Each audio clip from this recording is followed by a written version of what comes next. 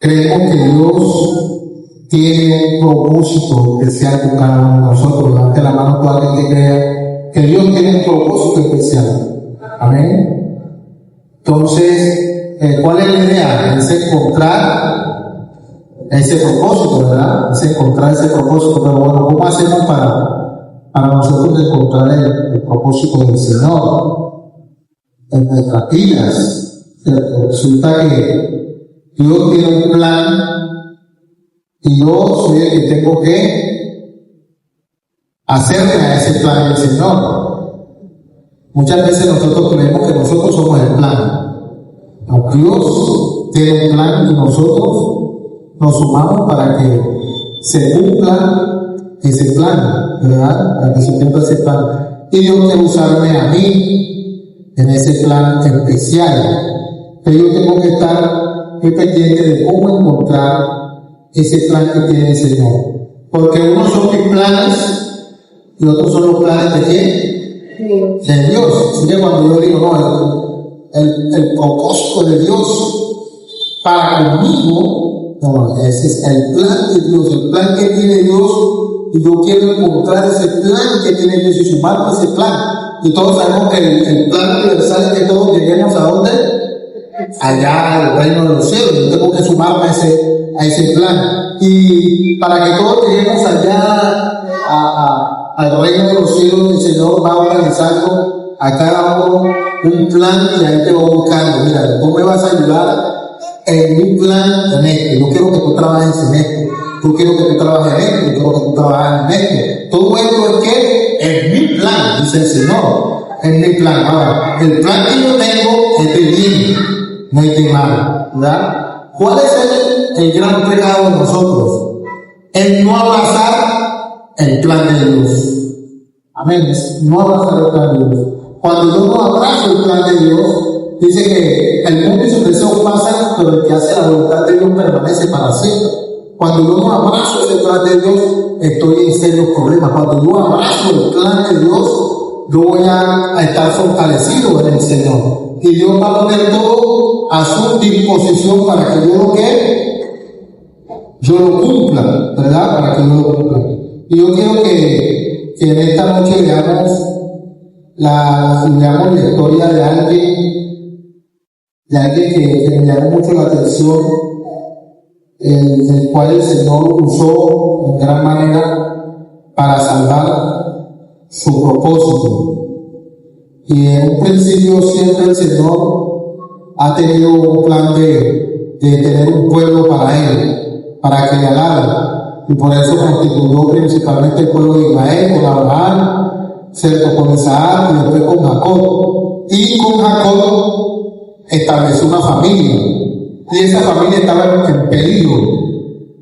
Después de varios años iba a estar en peligro de muerte, de extinción. Y el Señor estaba preparando estaba preparando a alguien para salvar ese plan, ¿verdad? El plan de Dios, es decir, que Él insertó a alguien en ese plan para que trabajara y pudiese salvarlo en el Señor. Es como, por ejemplo, está la reina Esther, y ustedes saben que había un rey, y ese rey decretó un edicto en contra del pueblo de Dios, incitado por Naamán, y era destruir todo el pueblo, ¿verdad?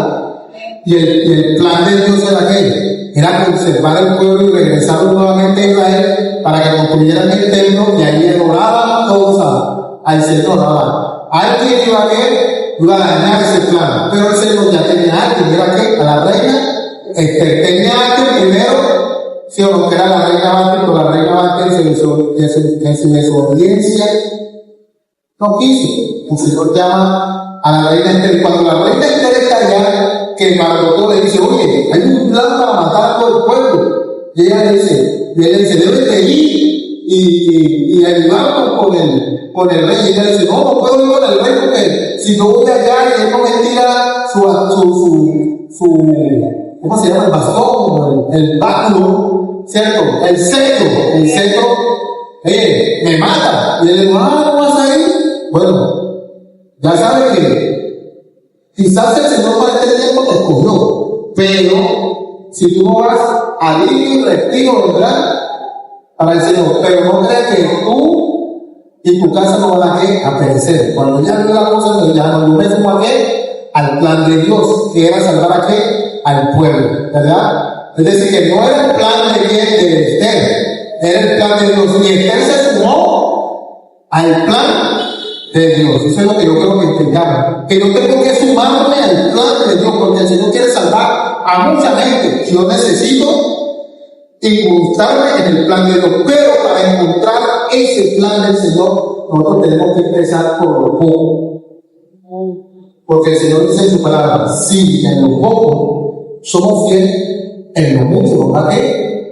Y tenemos que empezar por lo más pequeñito, que de pronto quizás muchos de nosotros allí nos quedamos queriendo nosotros de pronto abarcar lo más grande y dicen, oye, yo quiero ser un evangelista internacional. Eso es un boom, muchos evangelistas, no, yo quiero ir a las naciones y predicarles a cientos de miles, siempre hemos soñado con miles y millones de personas. Y predicando el pastoreando una iglesia de 5,000, de 1,000 miembros, una cosa impresionante. No, yo quiero ser el de esos profetas, el profeta de las naciones. Y siempre estamos como apuntando allá, ¿verdad? Pero el Señor te está diciendo, para tú poder llegar allá a salvar a toda una nación grande, primero tengo que empezar contigo desde acá.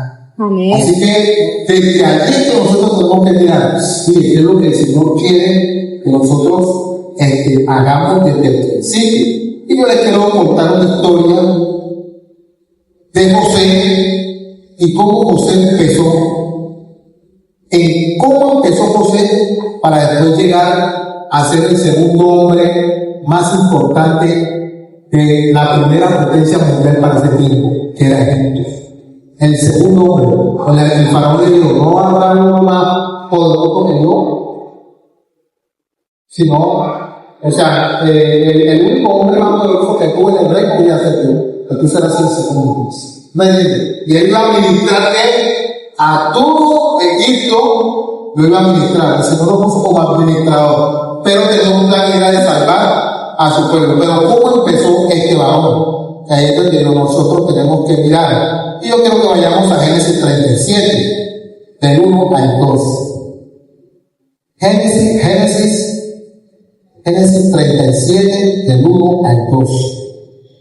Me llamó mucho la atención esto que estaba leyendo. Decía así, no, que le dijo a este pueblo tan hermoso y me llevó a esta historia.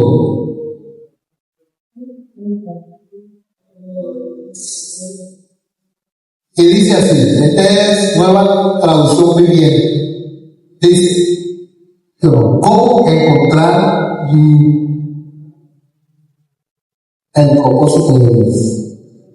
Entonces Jacob volvió a establecerse en la tierra de Canaán, donde su padre había vivido como extranjero. ¿Cómo se llamaba el padre de Jacob?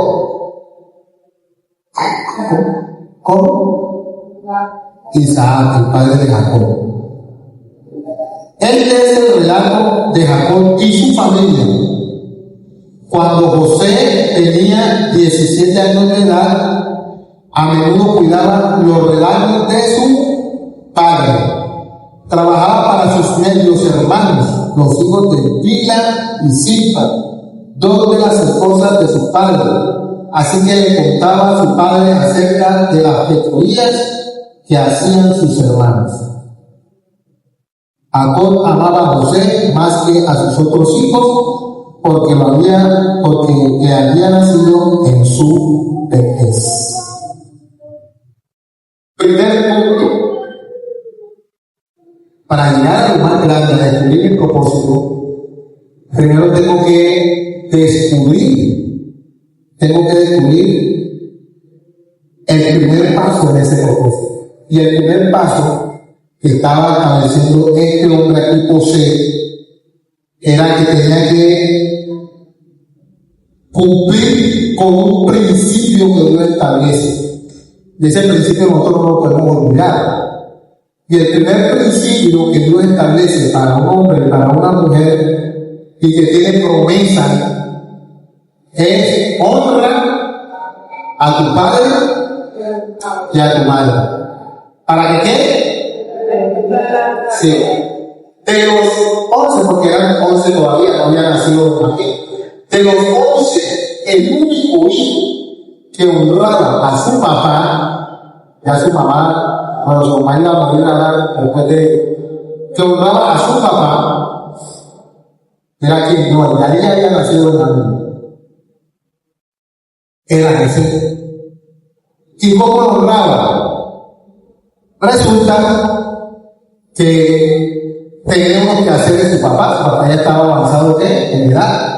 ¿Y cuál era el que hacer? Era que tenía que ir a cuidar las ovejas del rebaño. Él tenía que ir a trabajar el rebaño.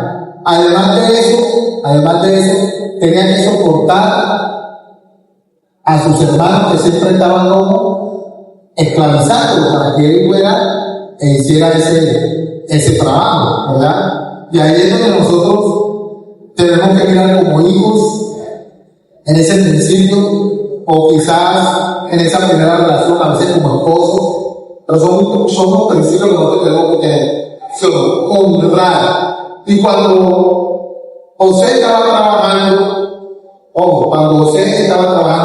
José se dedicaba a trabajar.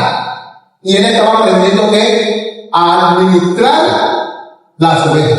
¿Sí o no? Cuando tú empiezas a trabajar en la casa, es como, yo conozco a muchas mujeres que hoy tienen muchos problemas con su marido, porque hoy no saben ni siquiera ni barrer, ni trapear, ni cocinar, no saben hacer nada en la casa. Yo creo que hasta los calzones no lo saben trabajar. Y ya uno los ve en las calles o las vemos en las calles, inclusive como varones también, no sabemos ni siquiera clavar un potecito, qué sé yo, ni arreglar una silla, y ya nos ven esa cosa. ¿Saben por qué sucedió eso?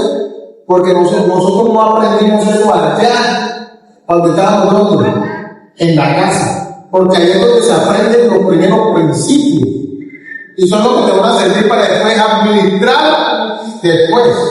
Por ejemplo, yo digo a los muchachos cuando están en el colegio, hay muchos muchachos que están en el colegio pero no están aprendiendo, y se van a graduar pero no están aprendiendo nada, porque allá en el colegio se dedican a hacer cuanta novia, o en el celular, o una cosa, o la otra, pero no tienen como la esencia y esas ganas y ese deseo de aprender. Inclusive cuando uno les llama la atención, le bravean a uno, no se salen, hacen trampa, y a veces hasta van ganando el año, pero uno le pregunta, y ahora con la travesía esa hace más trampa, y le pregunta a uno algo y no saben hacer absolutamente nada. No le decía a Manuel, ven acá, mía, yo te voy a mandar a estudiar el metro, no para que lo estudien como el colegio. El colegio estudiaba con una nota, ¿verdad? Y uno puede sacar una nota como sea, pasteñando, haciendo trampa, como sea, saca uno. Pero acá yo quiero que tú desarrolles la competencia, que tú estudies para hablar en inglés, porque después tú vas a necesitar el inglés. Y no te van a preguntar cuánto sacaste en el colegio. No, cuánto sacaste en el colegio en inglés. Yo saqué 5. Te van a preguntar si hablas o no hablas en inglés. Pero para hablar en inglés o para desarrollar habilidades, sea cual sea, tú tienes que empezar a ser fiel ahí en lo poquito. Y a veces estamos aspirando a tener cosas grandes y no aprovechando las cosas pequeñitas. Los espacios pequeñitos donde necesitamos aprender. ¿Tú crees que no vas a aprender cuando a administrar en tu casa cuando tu mamá te está diciendo vaya aquí, ya la mandado acá, lleve la vuelta, estás aprendiendo a administrar esas capacidades que te van a servir allá para administrar tu casa? Si no tienes, por ejemplo, cuando el profe te está diciendo, hija, haga esto y haga lo otro, y me ponía a pensar en estos días que nosotros estamos estudiando el doctorado con Tatiana y lo estamos haciendo en equipo. Y en el primer conocimiento que teníamos, había un muchacho de allá de La Ceja, en Antioquia, que nos hacía los trabajos de la iglesia de la plena. No tú necesitas en el segundo cuatrimestre y de verdad lo cambiaron de grupo y lo empezamos a hacer tareas. ¿Sabes por qué? Porque el que estaba aprendiendo la que era él. ¿Por qué? Que cuando viniera la tesis para el proyecto de investigación vamos a estar nosotros ¿qué se hace ahí? No, de algo tuvimos que meternos y hacer cosas, buscar acá, que no, que la cita, que la referencia, que un autor, que tal, y ya, y nosotros vamos desarrollando capacidad de esa mujer, porque nosotros estamos trabajando en ello poco. ¿Para qué nos va a servir eso? ¿Quién sabe? Ahora, el Señor nos dijo, estudien esto. Dice, el Señor nos dijo, estudien esto porque quiere un plan. Es porque quiere un plan. Cuando el Señor te dice, ven, obedece a tu papá y a tu mamá, te lo está diciendo no porque quiera fastidiarte la vida, sino porque quiere que un plan. Cuando tu mamá te dice, mira, yo lo que necesito es que usted vaya al colegio y aprenda. ¿Sabes por qué lo que lo está diciendo tu mamá? Es porque Dios puso en el corazón de tu mamá para que estudiara lo que te está animando, porque Dios tiene ¿qué? Un propósito. Pero muchas veces nosotros ¿qué hacemos? Oye, y mira, y qué pelado tan pesado para salir a explicar una cartera y al público para una cosa y la otra. Le decía, no, muchachos, ustedes deberían de pelearse por salir a escoger, por salir a hacer la cartera, de conquistar lo que nosotros hacemos. El que hace es capaz de muchachos. Amén. Debemos de pelear. Claro, cuando nos manda mano. No, que tenemos que orar, que tenemos que leer la Biblia. ¿Sabes cuántas veces me estoy leyendo yo? 10 capítulos diarios de la Biblia, 10 capítulos diarios, pero estoy aprendiendo, porque si no me dio mal, no lee. Ahora, me está diciendo que lea contigo, que espiritual. Lo que te más va, tú que tienes que abrazar, el altar de Dios. Tienes que abrazar un corazón, porque eso te va a llevar a otro lugar. Aunque tú veas que la cosa se pone difícil. Era pesado para José, sí era pesado. Y tener que soportar a los hijos de Dios de Zipa, eso era pesado. Pero él vino y lo hacía. Porque ¿saben qué le había hecho el Señor a él? Vamos a mirar. Porque él no estaba haciendo las cosas por hacerlas. Vamos a seguir leyendo. En ese mismo 37 me llama mucho la atención que José no está leyendo por él.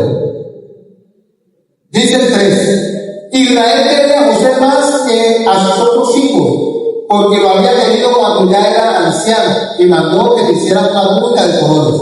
Sus hermanos, al darse cuenta de que era el preferido de su padre, empezaron a odiarlo, de hablarle con malos modos. Un día José tuvo un sueño y se lo contó a sus hermanos, por lo cual les aumentó el odio que le tenía. Les dijo: escuchen lo que he soñado. Nos encontrábamos nosotros en el campo atando gavilla. De pronto mi gavilla se levantó y quedó erguida, mientras que las de ustedes se colocaron alrededor y se quedaron ante la mía. Sus hermanos respondieron: ¿quieres decir que tú vas a ser nuestro rey y que vas a dominarnos? El odio que le tenía que aumentar debido a los sueños que les contaba. José tuvo otro sueño y también se lo contó a sus hermanos y les dijo: tenía otro sueño. En él veía que el sol, la luna y 11 estrellas se postraban ante mí. Cuando José se lo contó a su padre y a sus hermanos, su padre lo reprendió diciéndole: ¿qué significa este sueño? ¿Acaso que tu madre y tus hermanos y yo mismos tendremos que inclinarnos ante ti? Sus hermanos le tenían envidia, pero su padre meditaba en todo esto. ¿Sí ven cómo estaba la situación ahora? ¿Qué significa el tener esos sueños? ¿Quién le estaba hablando a José ahí? Es decir, que además de que José estaba teniendo una relación con su padre en obedecerle, en lo que su padre le decía, también estaba teniendo una relación con quién? Con Dios. Que muchas veces nosotros, las hermanas mías tenían esto bueno, era que tenían una buena relación con su mamá, pero no tenían una buena relación con Dios.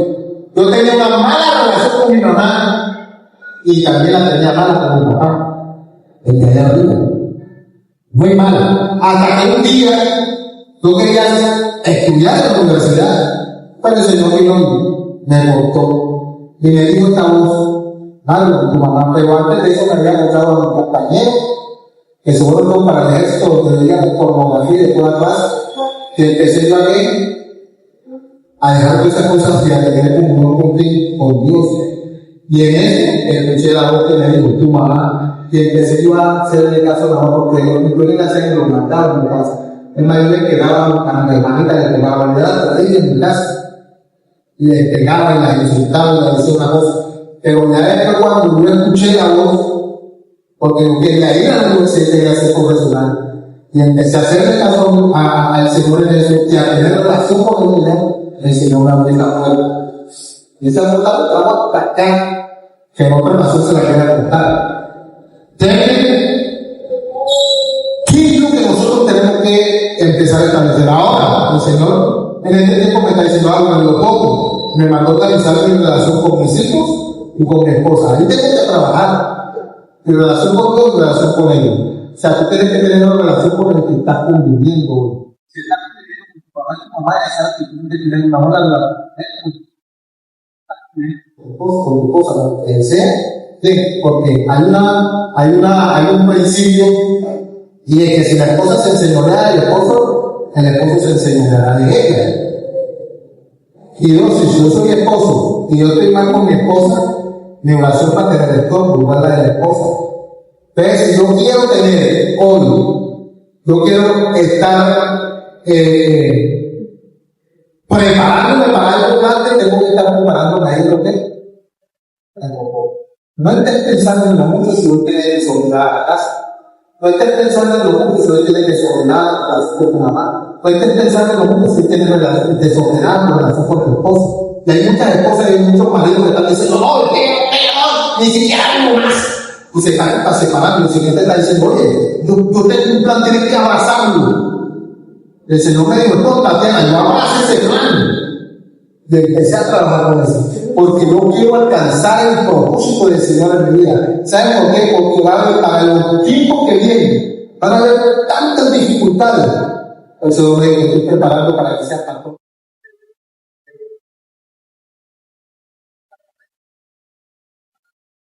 Y ahí estamos trabajando en qué, Señor. Examíname, ¿qué primario? Señor, mira, aquí, acá, amén. Pero tenemos que ser fieles en qué? En lo poco. ¿Sí o no? El don del sueño.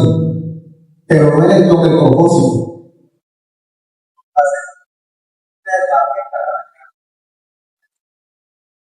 Nosotros nos concentramos en el don, que porque tenemos un don, o porque tenemos una habilidad, o porque tenemos un talento, ya no se estamos preparados para el propósito. Pues Señor, así como tienes el don, también se te puede apagar el don. Así como tú tienes un talento. Yo conozco un compañero que de la iglesia, tocando guitarra y todo, que puede tocar, y ahora puede empezar a tocar hasta el instrumento de la guitarra se la había olvidado. De la niña, si tú no vas a poner al servicio, aún hasta lo que crees que necesitas, porque tienes que ser poco. Amén.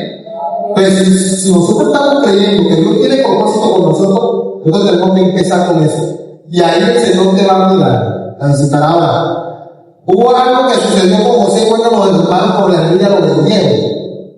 ¿Sí? Ahora, si a mí me están persiguiendo por la cosa de Cristo que dice el Señor, yo no puedo odiar a mi hermano. Yo tengo que bendecirle.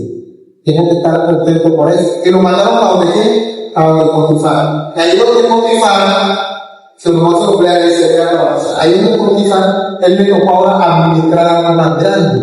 Ya él sabía administrar algo más grande, ya tenía más ganado, ya tenía más campo, ya tenía otra cosa más grande. ¿Sí o no? ¿Por qué? Porque él aprendió de allá en su casa. Y el Señor decía que todo lo que él tocaba era ¿qué? Prosperado. Ahora, ¿por qué era prosperado? Porque él conservó una cosa que nosotros no queremos conservar muchas veces, y era la pureza.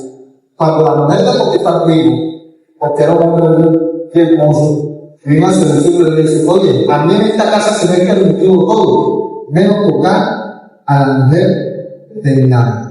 Y él no la tocó, porque no puedo, me agradaría, mire que él siempre a la autoridad, siempre con el que tenía relación, era fiel, más fiel con Dios. Le decía, yo tampoco me lo permito. Por eso él era prosperado. Y por esa causa lo siguen persiguiendo. ¿Y a dónde lo mandaron? A la cárcel. De allá en la cárcel también se dio administrador de la cárcel. Y allá mismo usó el don que tenía. interpretó Josué. El del copero, el del panadero, ¿verdad? Al panadero lo degollaron, el copero lo degollaron. Y le dije, acuérdate del mismo que tenía arriba. Y él se olvidó por 2 años, se olvidó totalmente. Pero él siguió siendo ¿qué? Fiel. Él no decía, no, ya, esto no va, sino que él fue constante. Porque sabía lo que Dios lo había ganado del próximo. No voy a cansar de hacer el bien, no voy a cansar de servir, aunque esté cansado de la gente que esté diciendo que no voy a cansar. Y saben una cosa, ustedes que están aquí capturando los días, yo a ellos le decía, nosotros somos los limpios, que nosotros venimos trabajando 20 años, venimos trabajando, ojalá en patrón. Y cuando nosotros empezamos a patrón, no teníamos lo que ustedes tienen aquí, ni teníamos la gente que tiene aquí. Teníamos 5 jovencitos. ¿Y saben cómo montábamos la alabanza? Era como por eso, un barro que tenía un contacto con Einstein. Y ahí cantábamos la alabanza. Playa de yo me estaba cantando la alabanza. Él ponía la cancioncita, y así nos mantuvimos, hasta que se nos empezó a traer de la alabanza, a traer predicadores, que me empezó a creer también con una persona que va llegando, se pudo hacer el grupo, hasta que hoy nosotros podemos organizar un campamento, un congreso con la misma miseria. Pero poquito. Y nosotros no decíamos, y aunque me decían, hermano, tú no tienes palabra, hermano, tú no sirves, todo me decían a mí, los mismos de la iglesia, me decían, tú no sirves para eso, hermano, esos jóvenes no sirven para nada, esos jóvenes que hacen el tiempo de escuchar, esos jóvenes no deben llegarse a la comunidad, la mitad de todo ahí, o a decir, cargando el colegio, pero para aquí, para allá. Porque lo poco es que le gusta. Y así, en cada cosa que Dios te coloca, él aprende, no importa cuánto te estemos sintiendo, no importa cuánto te estás dejando tú ahí, Señor, gracias. Y bendice y te persigue, Señor, gracias. Porque esa persona no es cuando te vea con la seriedad del momento te va a seguir. Te va a seguir. Y eso es lo que pasa en tu casa. De pronto te están diciendo, no sirve para nada. Yo era la oveja, no púrpura de lo que fui a mí. La oveja quemada de la oveja quemada de la casa. Y terminé siendo la oveja que a mí la alimentaba. Amén. Alimentaba. Pero, porque no tiene que quitar la oveja y la ayudar, no tiene la calidad. No voy a tratar porque hay mucha gente que está haciendo malo, hay mucha gente que está relajada, pero hay pocos que quieran sumarse al plan de Dios. ¿Cuánto queremos sumarnos al plan de Dios? Yo quiero sumarme a ese plan, quiero seguir trabajando porque yo quiero ver